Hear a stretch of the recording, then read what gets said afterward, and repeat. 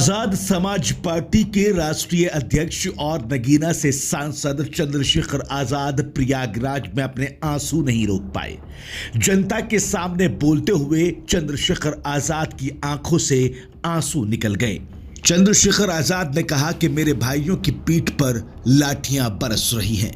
ये कहते हुए और उनको याद करते हुए चंद्रशेखर आजाद की आंखों में आंसू आ गए। उन्होंने अपना चश्मा उतारा और रुमाल से अपने आंसू साफ किए। मैं बड़ी पीड़ा में हूं और मैं अपनी भावना को भी नहीं रोक पा रहा।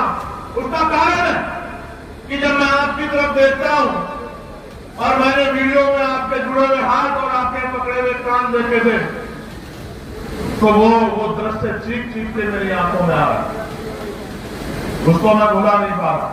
और मैंने कहा कि सम्मेलन तब होगा जब मेरे भाई जेल से बाहर आ जाए, वरना ये सम्मेलन किसी और जिले में भी हो सकता था। लेकिन एक बात हम लोग भूल जाते हैं, अगर हम इन सरकारों से न्याय की उम्मीद करेंगे या हक की उम्मीद करेंगे तो ये हमारी गलतफहमी हो सकती है, इसमें सच्चाई नहीं।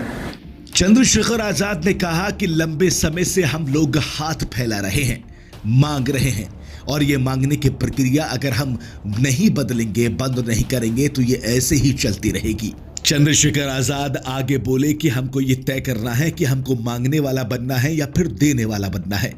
अगर हम पढ़ाई लिखाई कर लें, हम इंजीनियर, डॉक्टर, वकील, जज बन जाएं तो फिर हम कुर्सियों पर बैठकर पूरा जिला चला सकते हैं। इससे पहले एयरपोर्ट पर बात करते हुए चंद्रशेखर आजाद ने साफ तौर पर कहा कि सीजेआई पर जूता फेंके जाना है ये पूरे दलित समाज पर जूता फेंकने के बराबर है, और ये खोखली सरकार लगातार दावा करती रहती है, लेकिन इनकी हकीकत जमीन पर कोई आकर देखे। आज उत्तर प्रदेश में बहुत सारी चिंताएं हैं और देश में भी जिस तरह का माहौल है वो किसी छिपा हुआ नहीं। चाहे चीफ जस्टिस ऑफ इंडिया को जूता फेंकना हो, वो जूता चीफ जस्टिस ऑफ इंडिया के ऊपर नहीं पड़ा है, वो पूरे दलित पिछड़े समाज पे, बहुजन समाज के ऊपर पड़ा है। और ये आज की खोखली सरकारों के बड़े बड़े वादों का परिणाम कि कितना जो है द्वेष की भावना कमजोर वर्गों के प्रति देश की दूसरी विचारधारा के लोग। इससे पहले चंद्रशेखर आजाद ने कहा कि रायबरेली के अंदर दलित युवक की पीट कर हत्या कर दी गई। वाल्मीकि समाज के लोगों को मारने के बाद जिस तरह से हंसकर ये कहा गया कि हम बाबा के लोग हैं, इससे साबित होता है कि यूपी में दलितों की हैसियत क्या है। चाहे रायबरेली में हरिओम वाल्मीकि को पीट कर मार देना और उसके साथ ये फाके लगा के हंसना कि हम बाबा के लोग हैं, ये बात इस बात का स्पष्ट उदाहरण है कि दलितों की हैसियत और दलितों की जान उत्तर प्रदेश सुरक्षित नहीं। और कल जहां मैं गया था, वाई पूरन सिंह जो एडीजीपी रैंक के अधिकारी थे, उन्होंने सुसाइड किया। क्यों सुसाइड किया? क्योंकि उनको झूठे मुकदमे में फंसा के उनको अपमानित करने का प्रयास किया जा रहा। तो हमारा कोई व्यक्ति सुरक्षित तो है नहीं उत्तर प्रदेश और देश में।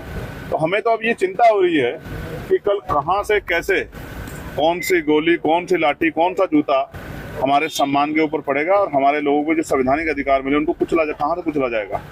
ये बहुत चिंता का विषय है। इसके बाद चंद्रशेखर आजाद ने मायावती पर जमकर निशाना साधा। हालांकि इन्होंने मायावती का नाम नहीं लिया, लेकिन फिर भी उन पर जमकर निशाना साधा। चंद्रशेखर आजाद ने कहा कि उस नेता पर आप कब तक भरोसा करोगे जो जालिमों को यह बताता है कि वो हमारे लिए सही है, जो सरकार को कहता है कि हम आपके आभारी हैं। इसके बाद चंद्रशेखर आजाद ने भीड़ से पूछा कि समझे या नहीं समझे। भीड़ ने फिर जवाब दिया कि समझ गए।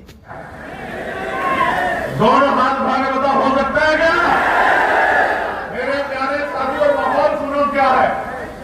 माहौल ये है, और मैं मानूंगा तब जब अपनी मेरी बात को दल पे लगा के जाओगे और यहां से जाने के बाद सोओगे नहीं घर में। जब तक मेरे दर्द को कम नहीं कर दो तब तक सोओगे नहीं। हाल क्या है?